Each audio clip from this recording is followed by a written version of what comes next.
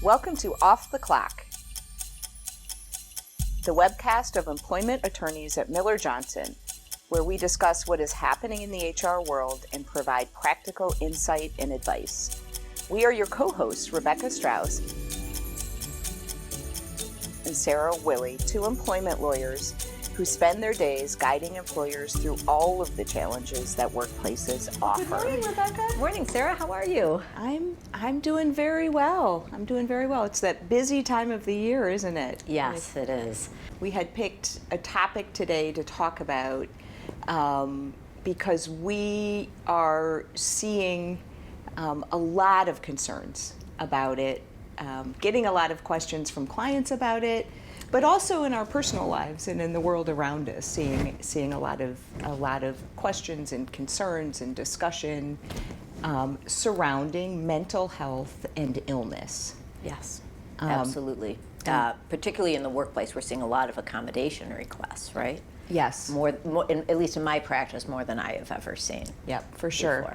Before. And I would say, frankly, I think I had seen increased questions and discussion centering around mental health even before all of the events in the last few years. But I think unquestionably what is unfolded in our world and our communities in the last few years have really impacted mental health, both mental health concerns and mental health awareness. And so it is definitely playing out in the workplace as well. Yes, whatever we see in society generally always eventually filters into the workplace, doesn't it? Yes, it sure does. Or maybe I've got the order wrong. Maybe we start noticing it in the workplace first, because just based on the number of accommodation requests and HR professionals we've helped walk through these issues, now when I see the articles about mental health diagnoses, et cetera, exploding, it's no surprise at all to me. Right? I think, well, of course, New York Times, right? Right. Yeah. We've been seeing this for the past We've been seeing that for quite a long time. 2 years. So not only awareness, not only increased health issues, frankly, due to the stress and anxiety over the last 2 years, but as employers are asking employees to come back into the office setting. Oh, yes, right. And some employees realize that they work better remotely for mental health reasons or otherwise, right? So we're seeing increases in requests based on mental health issues to continue a remote work environment. Oh, right? Yeah, a lot of that, absolutely. The uptick in asking employees to come back to work has definitely caused, I think, an uptick in requests for accommodations based on mental health concerns. Yep, I am certainly seeing a lot of that. I mean, really, when employers and clients call me with regard to issues that relate to mental health, of course there's the what I would refer to as the legal analysis, right? And we'll talk some more about that. And by that I mean, what does this mean under the FMLA, under the ADA? What does this mean for short-term and long-term disability benefits? What does it mean maybe under workers' comp, right? As well as state laws, et cetera. So there's certainly a lot of discussion around that, but also oftentimes the discussion is broader than that too, right? Beyond what the law requires. And I'm hearing a lot from clients who want to talk about employee engagement in this area specifically, how to talk about mental health with their employees, efforts to remove the stigma, right? And also ideas for how to support their employees. So we'll be talking a little bit about that as well today. So yes and, right? So anyone that's been through corporate training knows the yes and. I'll add one more thing that I'm hearing from employers quite a bit. And it is when employers or managers or supervisors or sometimes coworkers think a coworker may be struggling with a mental health issue. Right. And the coworker has not shared any sort of diagnosis or hint that may be the issue, right? But they are genuinely concerned, right? Along the lines of what we were just talking about. People are concerned for each other. There's an increased awareness out there, right? And supervisors, coworkers, HR professionals, right, have genuine concern for their colleagues, but they're not quite sure what they can do without overstepping. Absolutely. So we'll talk a little bit about that too. It's the yin and the yang. When we don't recognize it or treat it the way we should with the seriousness it deserves, and then when we think there might be some concern, right? There might be an issue there and we're not quite sure how to deal with it on that side. Yeah, so we got a lot to talk about. We do have a lot to talk about. So should we start with the legal part of it? Well, that's the easy part. Right. It really kind of is, isn't it? Well, at least for us. And we are lawyers. Right. I mean, I suppose people for did us. tune in to hear a couple of lawyers talk, so we should probably talk about a law or two, right? Yes. So the ones that come to mind immediately when a client calls with an employee that has a disclosed mental health issue is the FMLA and the ADA. Amen. As you mentioned, short-term disability benefits, workers' comp can sometimes come into play. So just depending on the specific situation, we may get into those conversations. But most often, it's FMLA and ADA. Right. So listeners, put those other things on your checklist, right? Right. To sort of tick off. But you're right. The conversation definitely centers around FMLA and ADA. And then, of course, if there's other state leave laws and things like that in place, then we would be talking about that.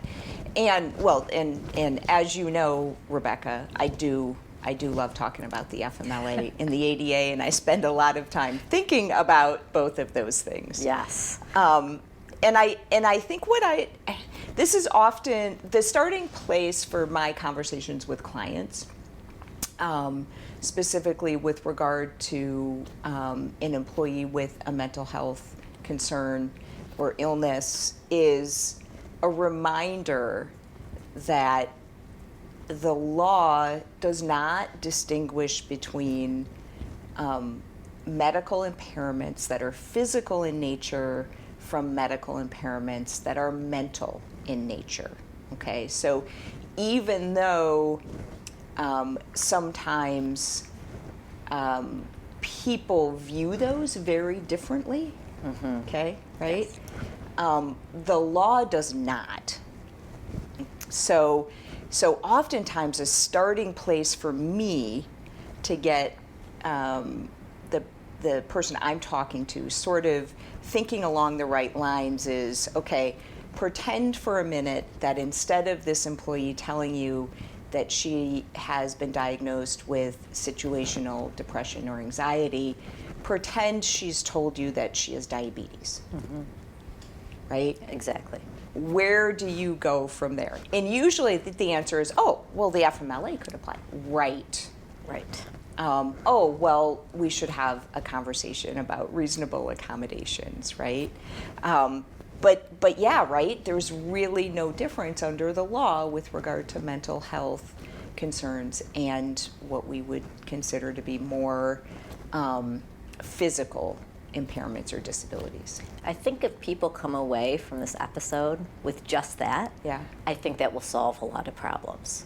Right? I think just hearing that will help people make the connection in their brain. Similar to when we were working through COVID issues and we reminded people, oh, this is the ADA, right, interactive process. Oh, yeah, that's right. Even though it's COVID is the illness. And so I think if we can just start thinking about it like that, that will help a lot of people.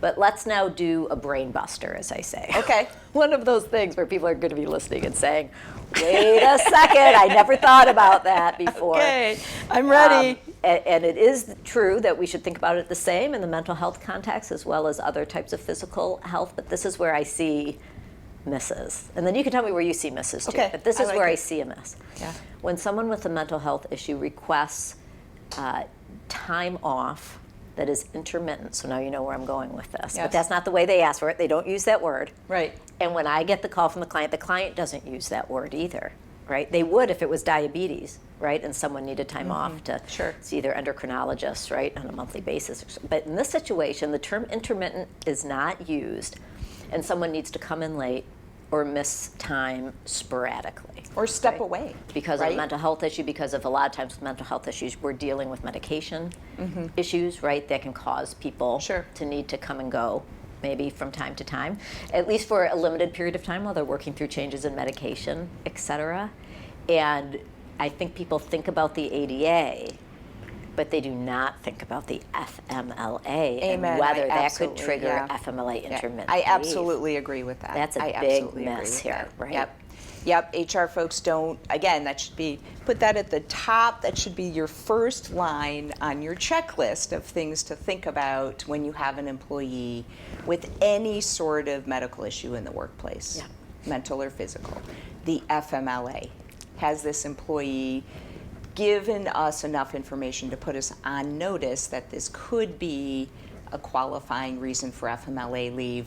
And yes, listeners, mental health concerns can absolutely be serious health conditions under the FMLA.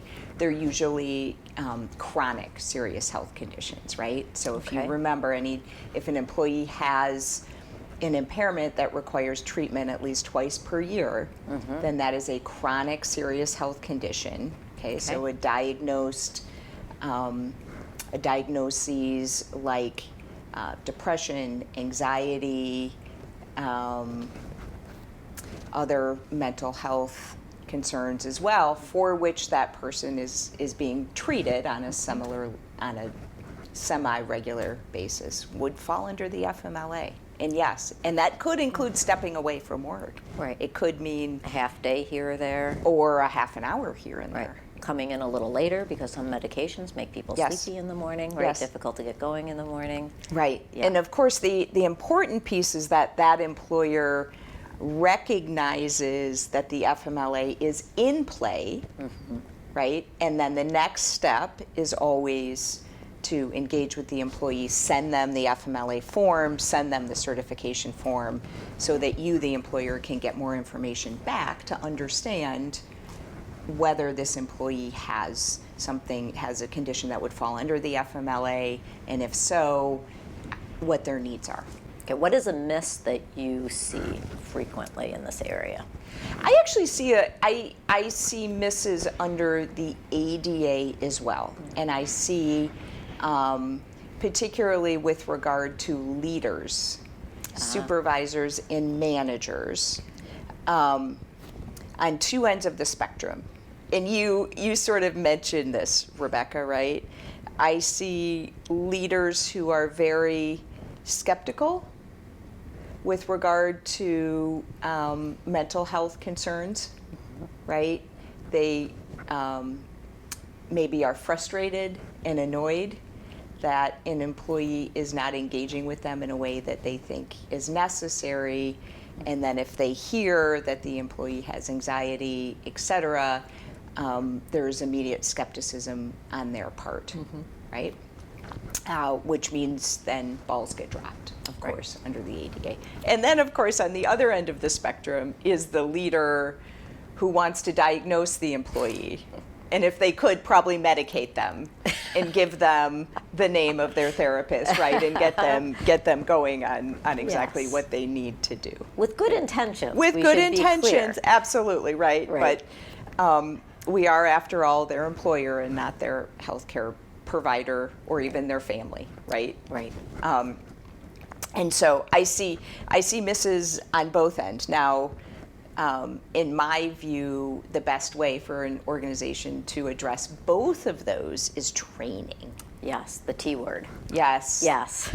We come back to that a lot in our episodes, but really it's the frontline supervisors and managers that often present the most risk to organizations. Absolutely. Right? Absolutely. The HR folks, they listen to us, they are usually educated in the world of HR and unemployment laws, right? A little more sophisticated in terms of catching issues, but then we don't train our supervisors and managers, right? And they're the ones that employees talk to first. Yeah, and often. it's really interesting, actually. For a long time, of course, we've done frontline training like that more broadly with regard to medical issues in the workplace, or the FMLA and the ADA. I'm seeing a lot more need for training like that, specifically for mental health concerns. Agreed. Right? We're doing in organization telling their leaders we're doing training, and we really are going to focus specifically on mental health, either for the whole training or for a designated piece of it. Right. That is a great compliance suggestion. Mm-hmm. It's also great for HR people that want to do something in this area. They want to do something and aren't quite sure where to start. That's low-hanging fruit, essentially, right? Absolutely. Where to start. Train your frontline supervisors and managers about these issues, how to be compassionate, but how to stay in their lane, right? And then how to notice when there is a request or notice of a potential ADA or FMLA issue. And at that point, they don't have to be the experts. They just have to know what to elevate the matter to HR. Right. Yeah, and I'll add this too. So I don't know about you, but when I find myself talking to clients about, and by the way, most of those are HR folks, right? Yeah. That's why we love our jobs, right? Yes, Those because are we the get folks to we talk to HR folks. Yeah. More than any other topic, I find myself almost scripting out conversations in meetings with employees. Yeah. Right? Talking points. Talking The points. talking Tell me, right? Please help me say the right thing. Yeah. That is both the right thing and satisfies what I should be doing for my job, right? As legally and professionally, right? So help me script that out. So I find myself doing a lot of that. So I have an idea for us today. Okay. Are you ready? You want to try something different? I'm not sure. What's You're your always idea? up for anything. I am, but what's your idea? Rebecca, my idea is why don't we role play a conversation between an HR representative, or shall we do a supervisor? Let's do a conversation between a direct supervisor and an employee. Okay. Okay? Can I be the employee? Yes, of course you can. Of course you can. And let's take the situation that you and I see all of the time, right? Let's take a situation in which the supervisor is meeting with the employee to talk about some job performance concerns. Okay? Because naturally I'm an employee that has some job performance concerns. That's why I wanted to be the employee. And as part of that conversation, right, employee discloses that the job performance concerns are caused by or exacerbated by what's happening with regard to from a mental health standpoint with that person. So what should my This job... happens all the time. It does happen all the time. What should my job be? Let's make you an HR. Oh, I've always wanted to work in HR. Okay, I'll be an HR generalist. All right, then I'll be like a frontline HR generalist. Let's just assume on an HR team of, I don't know, somewhere between 5 and 10. So I'm the generalist, right, when any employee in the organization, maybe of about 500 employees or so. Okay. Has And an I'll be issue, the they call director me. then. The director of HR. Excellent. Okay. Excellent. Okay. I'm nervous just meeting with you. All right. I've been called into the director of HR's office. All right. A little nervous. All Okay. right. So, Rebecca, I wanted to meet with you today to talk about what I think are some surprising and kind of serious concerns with regard to your recent job performance and also the way that you've been treating employees at work. Now you've been here for a few years, and this is the first time that we've had to talk about these concerns, but there's been enough raised with me that it's important for us to sit down and talk about it so that I can put you on notice that they're there. I think I know what you're talking about. And before you go any further, I want you to know that I have been struggling with some mental health issues. Recently, I may have always had these problems my whole life, I don't know. But just over the past year or so, they've come to a head, caused problems with my family, frankly. So I went to get help, and I have been diagnosed with generalized anxiety disorder. I'm trying some medications right now, but the way my doctor described it is kind of trial and error. You know, I have to try a certain thing in a certain dose, and I know that those have caused me to be irritable, kind of sleepy sometimes too in the morning, frankly. It's hard for me to focus. I've noticed that, especially with the last the last increase in my dosage. I've had a lot of trouble focusing, and definitely, I know I've been irritable at home and at work, but it's really because of the anxiety disorder. That's the reason. You know, that's not me. Mm-hmm. Yeah. Well, thank you for sharing that. I know that's maybe a hard thing for you to do. And certainly you're not alone in struggling with mental health concerns. So first I just want to say I understand and I appreciate you sharing that information with me. That's really important. What I really want to talk about then is what we could do to support you through this. And in order to do that, I do still need to let you know what the specific concerns are, because this conversation needs to be about how we can support you to make sure that you're successful in your job here. Okay? Okay. So I don't want you to feel like I'm piling on, but I still do think it's important for you to be aware of what they are. I understand. Okay. So there's really two things.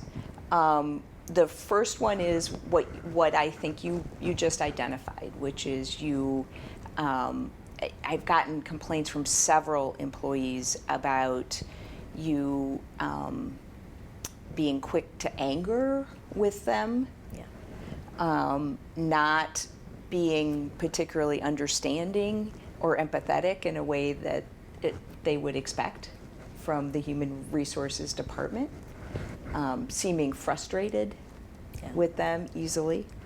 And as you know, your job really does require you to treat employees with respect and with a level of understanding. Do you understand what I'm saying? I understand. I think that as time goes on, that will improve. I think that as the medications start working, because the one I started on, my physician said, actually takes about 3 months before it's fully effective, and I'm not there yet. So I think as time goes on, I think that will get a lot better, Sarah. I'm sure it will. But right now, I can see where people are coming from. Yeah, right. And I'm so glad to hear you say that. I think that's wonderful, and I'm glad that you can see some improvement now in the medications. But still, we can't allow you to be mistreating employees. So is there anything that we could be doing here at work to help you with that? Well, that's an interesting question. I think off the top of my head, if interactions were limited to emails, that would be a lot better for me, because then I would have a minute to check myself right before I respond. It's that immediate response when someone triggers something in me and I feel irritable. I have difficulty filtering my response. But if I didn't have that one-on-one spontaneous interaction with employees, I could sit and think through what my response should be first, and then type it out and then review it to review for tone. I think that would fix the entire problem. Okay. And I think to some degree we could, within a department, work on fielding questions that are sent via email to you. But as you know, all of us have to, we have 3 shifts, right? So as you know, we all have to be here in person, and we're the only ones here to answer direct employee questions. Well, right? during 2020, most of the year of 2020, I was working from home. It was because of COVID. It wasn't because I asked to, but I was at home just like you were, we all were. And I was fielding questions from home, mostly email, and I thought it worked pretty well. Sure. I didn't get any complaints about, delays in response or tones or anything. So if it worked well in 2020 for me, why can't I just go back to doing that? Well, we can talk about that more if you'd like. But as you know, The level of production we were running and our expectations across the board were very different in 2020 than they are now. So that really was a different time in our facility here. And we had fewer employees and a lower expectation of people being at work. That has changed now. That's no longer the case. But let's do this. Let me identify the other issue to you, because I think maybe the next best step would be at the end of our conversation, Rebecca, for me to give you the FMLA forms in case you want to make a request for any time off work. FMLA? I haven't asked for any time off. Sure, but everything's on the table here, and I just want to make clear that we want to support you. And if that's something that you think would help you, having a bit of time off, or, as you know, intermittent leave, then I want you to know that that's an option.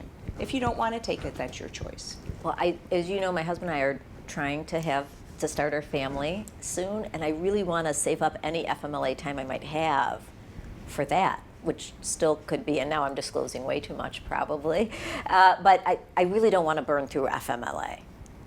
Well, that's your choice. I mean, but as you know, under the law, if you tell me that you might have a need for FMLA leave, then my job is to tell you about what your rights are under the FMLA, and then it's your decision to decide whether or not you want to use that time.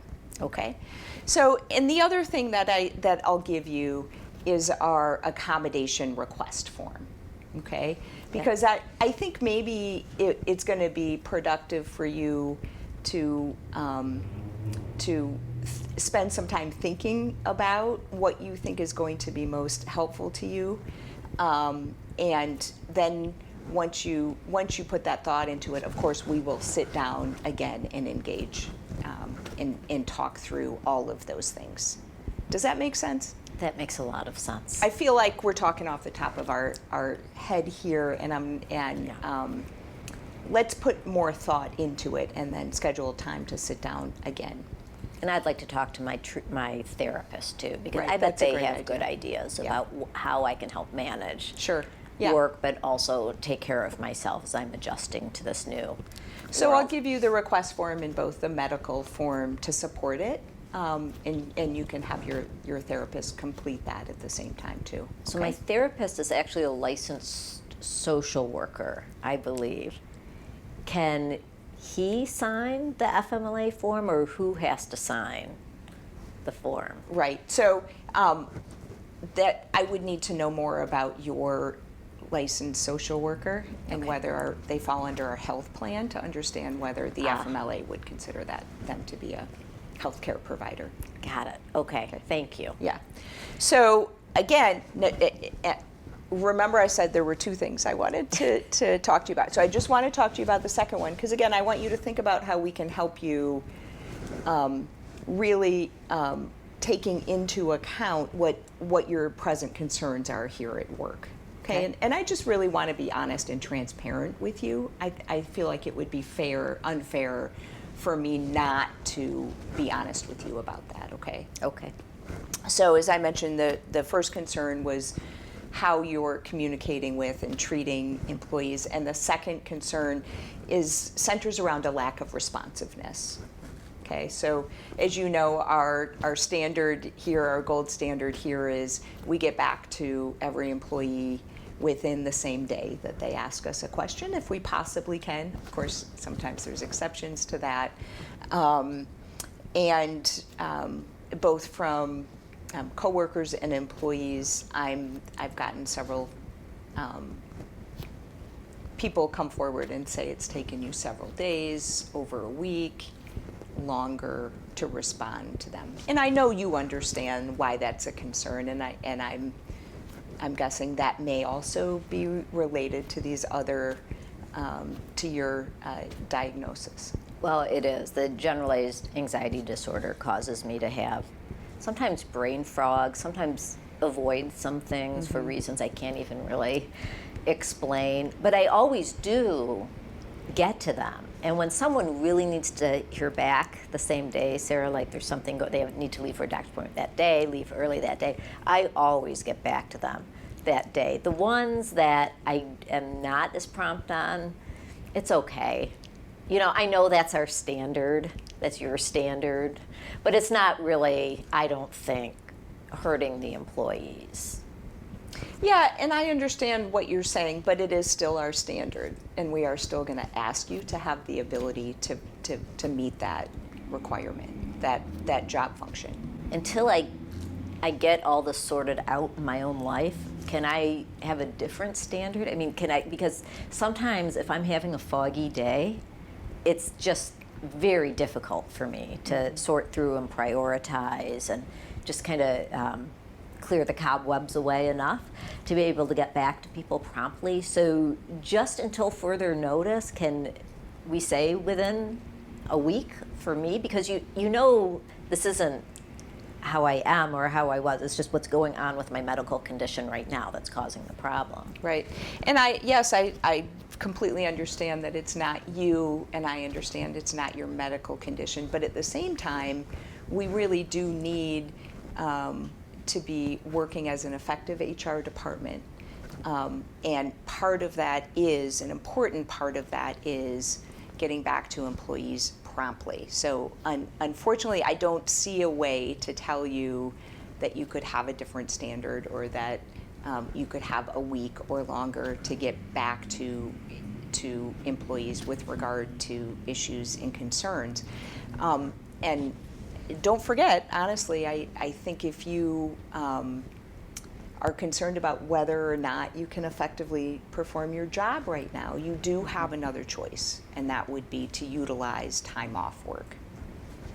So what you're saying is that if I wake up in the morning foggy and I really don't think I can perform my job to your expectations, whether I agree with those expectations or not, and by the way, I don't, but I hear you, those are your expectations. If I don't think I can live up to those that day, I may be better off taking the day off, possibly through FMLA, right, instead of coming in and not performing up to your expectations. Yeah, that's right. Okay. That's right. Ultimately, we want you to be successful. Right? I don't want to be in a position to be disciplining you for not performing your job because you're coming into work when you're not able to do it. I want to support you and give you that ability to have the freedom not to come in and utilize your FMLA time.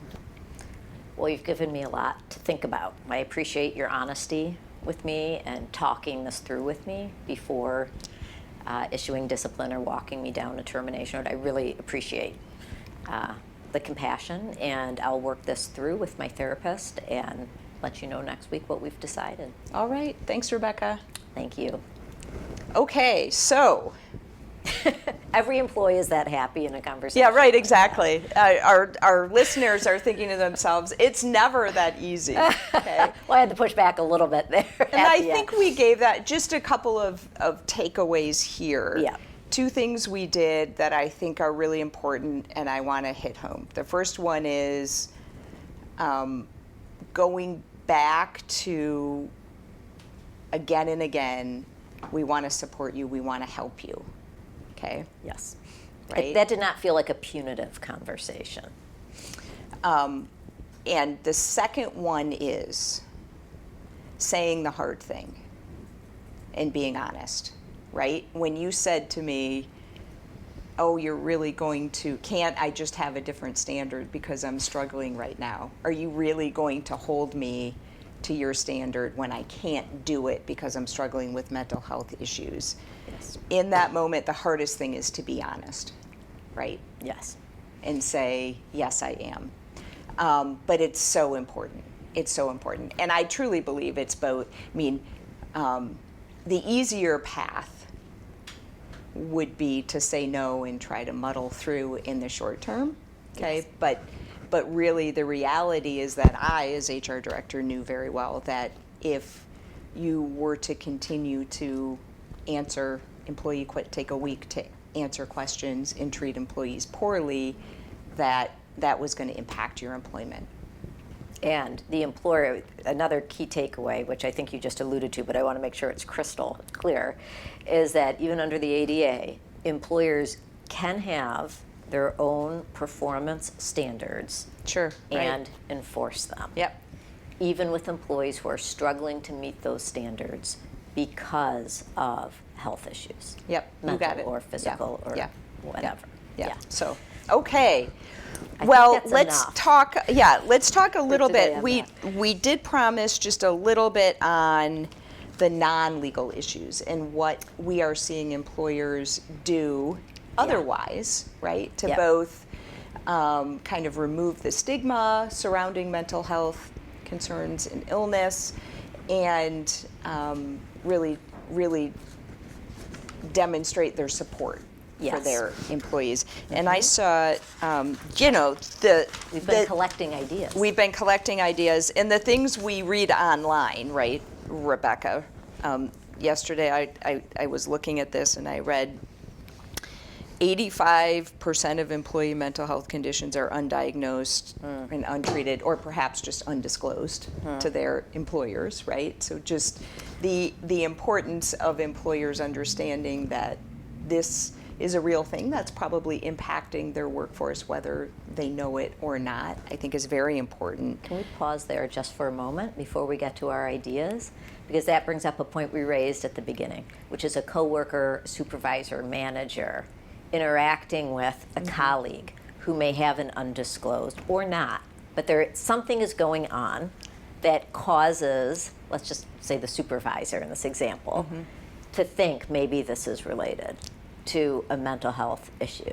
And the employee has said nothing, right, about that. Right. The supervisor should use the approach, frankly, that you used with me in the role play, which is, how can I help? These are the issues. Right. How can I help? That's exactly right. And if the employee does not, now I self-disclosed to you early on, right, in that role play. If the employee does not do that with the supervisor who's having the conversation, it would be inappropriate for the supervisor to suggest that maybe what's causing the performance They issues should go get therapy and is, medicated, yes. Yes. anxiety, Right. Yes. depression, et cetera. Do Absolutely. you agree with that? Absolutely. Because I Absolutely. think people will hear that so many are undiagnosed and it's affecting performance and affecting engagement, et cetera. How do we broach that topic? We do it generally to the entire workforce, right, in generalized messaging, but not one-on-one suggesting and diagnosing. Yes, right? We don't that's want correct. people to take Yep. what we're saying I think and take that's it a really little good too point. far. I think that's a really good Yeah. point. Okay. Yes. Sorry to interrupt. Nope, that's fine. So I just jotted down a few things that I've seen employers do that I thought were interesting. Good. In the vein of supporting their employees. The first one is the T word again, training leaders. But this time it's not specific to understanding the legal requirements under, say, the FMLA and the ADA, but instead that training would also involve a broader understanding of recognizing potential signs of mental health concerns, and to your point, perhaps most importantly, what to do with that information. Correct. And Yes. how to respond appropriately. Yeah. Okay. So I'm seeing a lot of that. This next one I thought was actually a pretty cool and unique idea, and that is I've seen a couple of different organizations establish either a third party or an internal person to help facilitate mental health care. Okay, so for those of us who themselves have addressed mental health illness or have family members who have, we all know that one of the biggest challenges is finding good care. Especially now. There's a real Especially shortage. now. That's Yeah. exactly right. It Yeah. is a huge, huge hurdle. And by good, I mean, by the way, appropriate to that person as well, right? Getting aligned with a provider that's available, that is a good fit, that's covered by insurance, et cetera, is a huge challenge. So they, some employers have sort of like a social worker, a case manager, help an employee or even a family member get aligned with services, which I thought, I mean, talk about really trying to practically solve a problem. I thought that was pretty cool. Yes, that is a great idea.